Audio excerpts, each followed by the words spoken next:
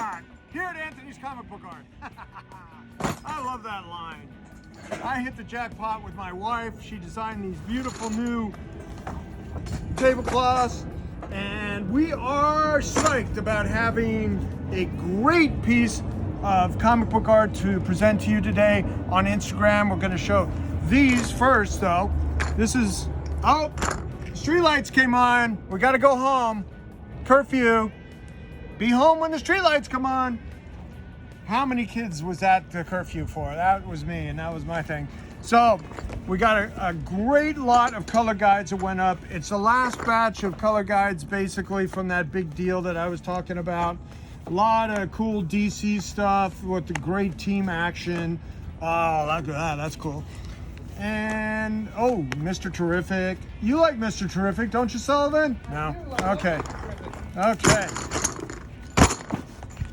So, the most important thing I want to do today is get my page of the day.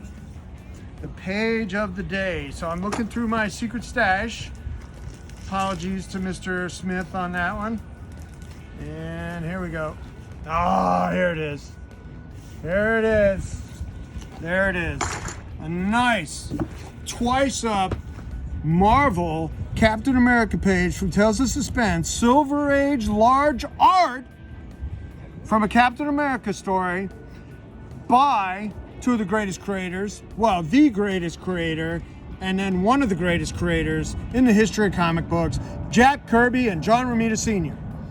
So what makes it really sweet is that Jack laid it out, and this is World War II era Tales of Suspense before they transferred Captain America to the modern era.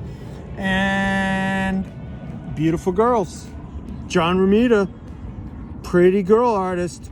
You know, he did a lot of great romance art before they put him on Spider-Man. And then he made Spider-Man the great, I mean, so many people connected with Spider-Man because of Peter Parker's social life. You know, there was like this whole kind of Archie model where you had, you know, Archie and, you know, is he gonna love the brunette? Is he gonna love the blonde? And then you had Peter Parker with the blonde, you know, Gwen and MJ, and then, you know, that whole drama in his social life made Spider-Man and connected so many kids into Spider-Man's social life. And as a, oh gosh, as a, you know, just a fandom, you know, they were a fan of Peter. You know, Peter was broke. Peter was, you know, but he attracted beautiful girls, obviously, so he was enviable and aspirational in that way, you know. But that's the one thing I don't like about what they did with him with the movie and having Iron Man as a mentor and making him, you know, I like it when he was broke, had to deliver pizzas, I'm not going to pay for those, you're late, you know, that kind of thing with...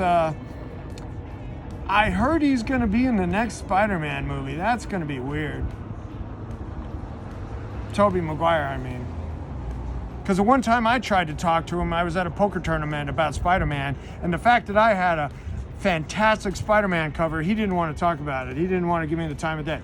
And his wife then says, Tobey just doesn't like talking about Spider-Man and comic books. And I'm like, okay, well, you know, he just made $30 million. What the hell?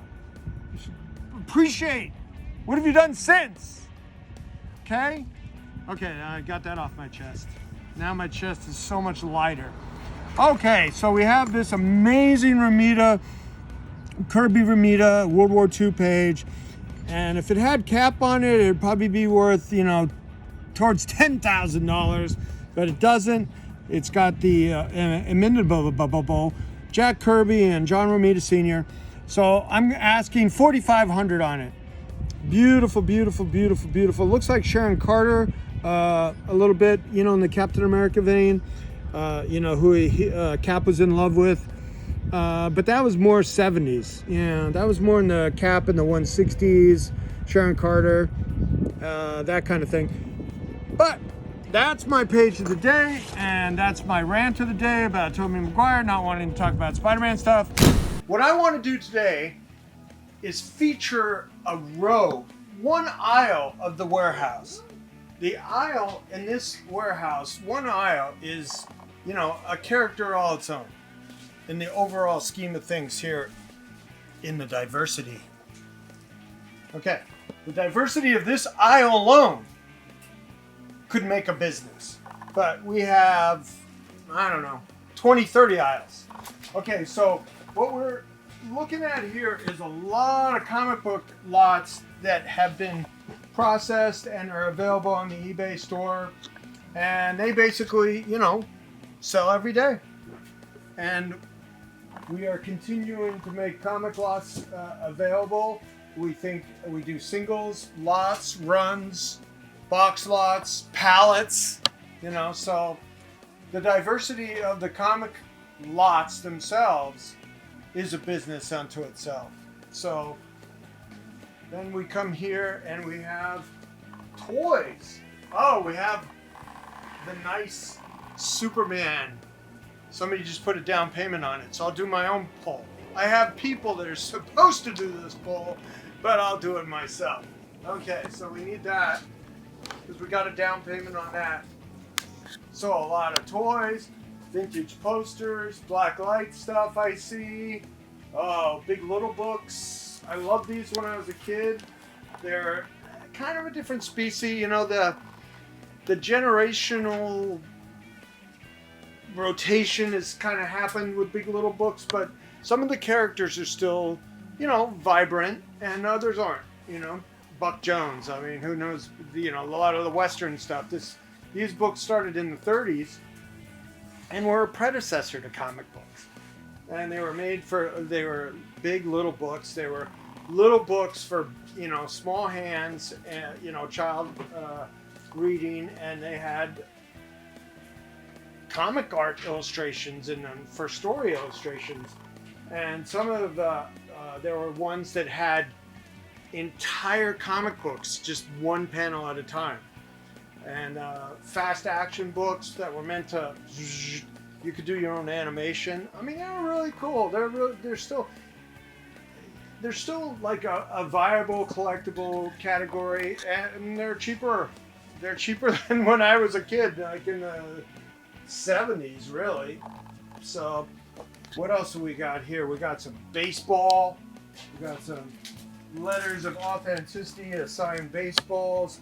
We have graded sports cards, signed football by a team, the signed helmets from that deal. And then we go into here and we have boxes of cards and Pokemon, and you know, my inventory guy here does a good job. Doesn't want to be on camera, I don't think, but he does a really good job. He's been with me the whole time we've been in the warehouse. And, you know, the warehouse, like I said, is a character all its own. You know, we continue to improve it and organize it on a daily basis. I have 2 inventory guys that are just doing inventory, and that is important because we want to fill your orders quickly when they do come in. So that's our aisle of the day that we're going to call it. We're going to do that maybe once a week for the next few weeks and feature what's in different aisles of the warehouse, because this has been called like an Indiana Jones type, you know, thing. But the Ark of the Covenant was meant to be put away and lost forever, where when we put stuff away, we want to find it that day when you order it. So folks, don't forget, all my art clients out there, all my customers that are into the original comic book art, there's the holiday special going on. This has been a tradition for many years now with my art site, where I give out a free piece of $20 art, my choice, going out with every art order over $100. Also, to be even more giving in the holiday spirit, I will include a holiday card with a special offer on it. So that's what's going on in Anthony's Comic Book Art today. We appreciate your patronage, and keep coming back, and keep calm and keep collecting.